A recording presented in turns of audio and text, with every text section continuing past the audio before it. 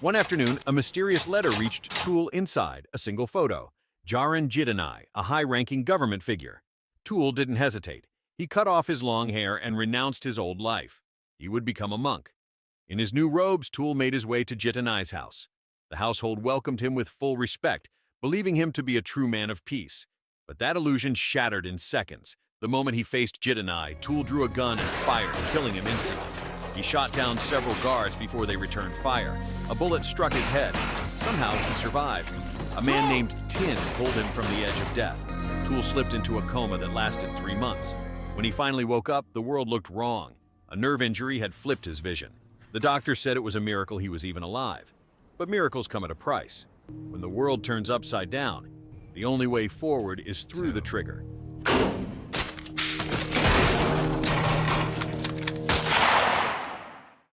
Seven years earlier, Tool was on a different path. He was a straight-edge cop with a solid future. Everything changed during a drug raid. His closest friend was killed right in front of him. Fueled by loss and fury, Tool broke protocol and hunted the trafficker alone. Even in total darkness, he found and overpowered the suspect, delivering a brutal beating for revenge. The next day, a lawyer appeared in his office with a bribe, 5 million baht, to bury the case. The drug lab was tied to a powerful official. When the offer was doubled, Tool didn't flinch. He threw the man out. He wouldn't sell his badge. If 5 million is not enough, I can make it 10. Maybe you'd like to go to jail too. Fine. Tool stayed sharp, rigorous training, constant shooting practice. Then one night, while driving to work, he hit a woman named Joy. She was stunning. Tool, still single, introduced himself.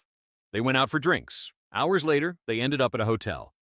The next morning, Tool woke up to chaos. Joy was dead in the bathroom, her body covered in wounds. Shocked and confused, he wiped the scene clean and ran. He knew how it would look. He'd be blamed. Back home, a package waited. Inside were photos, intimate shots of him and Joy from the night before, followed by an image of her lifeless, bloodied body. At the station, things got worse. The same lawyer from before reappeared. It had all been a trap. The photos were leverage, the demand, apologize publicly, and clear the name of the powerful man Tool had once arrested. However, Tool refused to back down. He snapped. In a sudden fit of rage, he killed the lawyer.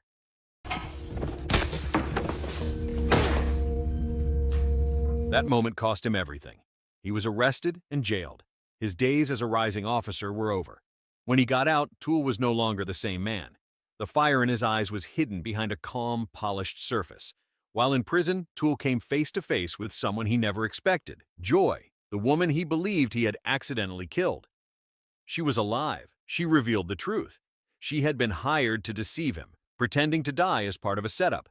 She didn't know her employer was a drug lord tied to powerful officials. The truth brought relief, but also betrayal. Tool walked away from her for good. Hey guard, I'm done. In the present, Tool started therapy at home. His mind kept circling back to everything he had lost. Though his vision was still reversed, doctors cleared him to return to normal life. Instead, he picked up a gun again. His next target? Ath, a slaughterhouse boss tied to smuggling, political favors, and criminal deals. With Tin, the man who once saved him, Tool broke into the compound. He killed Ath with 2 clean shots. But when Tin moved to kill Ath's wife, Tool stepped in. He had one rule: never harm the innocent, and he wasn't about to break it. After finishing his mission, Tool met with his superior and handed in his resignation. He admitted he could no longer justify the life he was living. The job went against his conscience. That night, just as he began to feel at ease, a call came in. Seconds later, gunfire tore through the air. Tool was under attack. Armed men stormed his home. He ran for the stairs but didn't make it far. They caught him and knocked him out cold.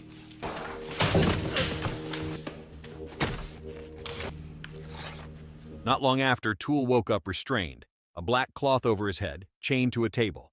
His captors knew who he was. They demanded the name of his boss. When he refused, they tortured him, burning hot wax on his genitals, trying to break him. But Tool didn't say a word. He endured the pain, refusing to betray his code. Hanging upside down, Tool was closely watched by his captors. But what they didn't realize was that his reversed vision, once a weakness, was now his edge. From this angle, he saw clearly. Using the element of surprise, he broke free, turned the tables, and launched a brutal counterattack. taking his enemies by surprise. The story then cuts to the past during his time in prison. Back then, Tool was visited by a man known not for healing, but for fear, Dr. Swang, also called Demon. But Swang wasn't there for medical reasons. He came with an offer, freedom in 2 weeks, in exchange for one thing. It was revealed that the job was becoming a hitman. Kill criminals, traffickers, and corrupt elites, people too powerful for the system to touch. Tool hesitated. He had been a cop, someone who once lived by the law. In the end, he walked away from the offer. Are you head of this unit? I'm here because I didn't want to cooperate with one bunch of crooks. 4 long years passed. No help, no shortcuts. He earned his release the hard way. Alone. After leaving prison, Tool crossed paths with Joy one last time. But their reunion was short-lived. Joy died from a drug overdose. The police dismissed her case without a second thought. To them, she was just another prostitute. That moment shattered something inside Tool. His faith in the system was gone. Justice had failed. That was the moment he stopped believing in the law and chose the path of a contract killer. In the present, after escaping captivity, Tool stumbled onto a road and forced his way into a passing car. He was weak and starving. The driver, a woman named Rin, asked where he was going. Before he could speak, her phone rang. Her brother was checking in. Tool, still cautious and wounded, pulled his gun and made it clear no one could know. Shortly after, they drove through the night until they reached a quiet harbor. Rin was scared. Tool looked dangerous, but the longer they traveled, the more she saw something else in him. He wasn't a monster. He was broken. Once she swore not to call the police, they went their separate ways. Why don't you just go home? I'm sorry I made you do this.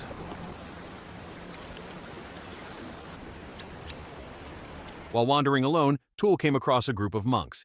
He was lost, worn down by guilt and no longer sure who he was. This time, he didn't want to hide behind the robes. He wanted to start over, for real. The head monk saw the truth in his eyes and accepted him. Tool entered the temple, ready to begin a new life. That night, he sat by a quiet lake, staring into the water. His thoughts drifted to Joy, the only person who had ever reached him, now gone. In that still moment, Tool faced the truth. He had lost himself. The violence, the killing, none of it was who he truly was. Slowly, Tool embraced the quiet life of the temple, away from the city, away from bloodshed. But peace never lasts. Word got out. Killers found him. Tool refused to let violence reach sacred ground. He asked the head monk for permission to leave. His journey to redemption wasn't over, but some debts could only be paid one way. Tool fought his way out once again and escaped by flagging down a passing car. To his shock, the driver was Rin, the same woman who had helped him once before. Of all people, fate had brought them back together. Feeling responsible for dragging her into danger again, Tool decided to tell the truth. He was being hunted. Killers were after him. Moments later, a flat tire forced them off the road, deep into the forest. With no help in sight, they left the car and continued on foot, hoping to find a repair shop. But the forest wasn't safe. Out of nowhere, assassins struck.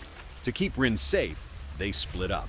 It was a risk, but one Tool had to take. Alone and defenseless, Rin soon ran into one of the attackers. Just as the killer closed in, Tool arrived and shot him dead with a single bullet to the head.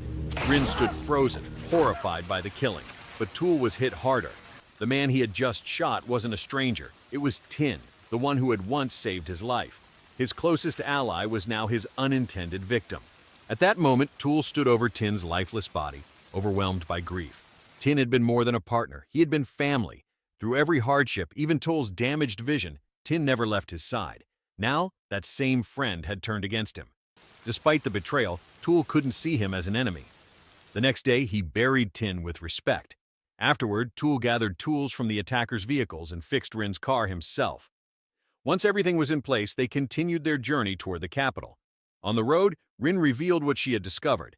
She had looked inside Tool's wallet and found out the truth. He was once a cop, now a killer. She suggested a disturbing idea. Those who tried to kill Tool might not have been random attackers. It could have been a planned hit ordered by his own boss. Even worse, Joy's death might not have been a mistake, but a deliberate execution. Tool needed answers. When he arrived in the city, he went straight to Dr. Swang, determined to uncover the truth. Dr. Swang denied everything, saying he only approved targets from their list and had no reason to betray his own men. Before Tool could press further, armed men stormed in. Leading them was the same man who had tortured Tool. His name was Torpong. The truth hit hard.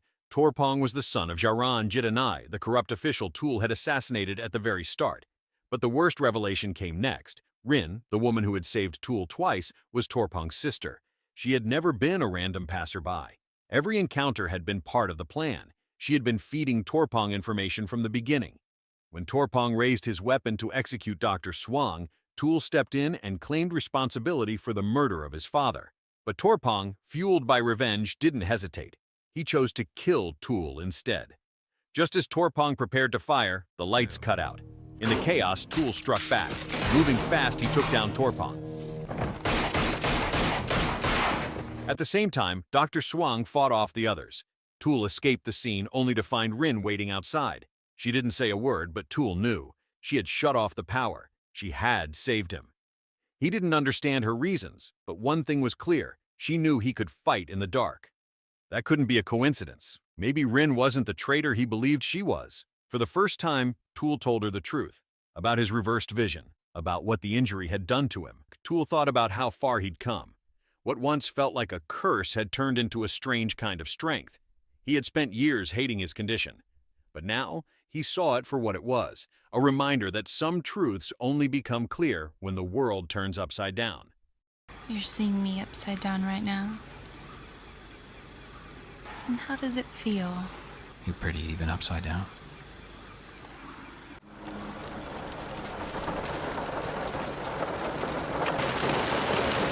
At his apartment, Tool found Dr. Swang, wounded but still alive after the attack. Tool demanded to know if Joy had been killed on his orders to force him into becoming an assassin. Dr. Swang remained silent, but his silence gave Tool all the answers he needed. Joy's death wasn't an accident. It was murder. And the man Tool once trusted had betrayed him completely. Fueled by rage, Tool made his choice. He killed Dr. Swang.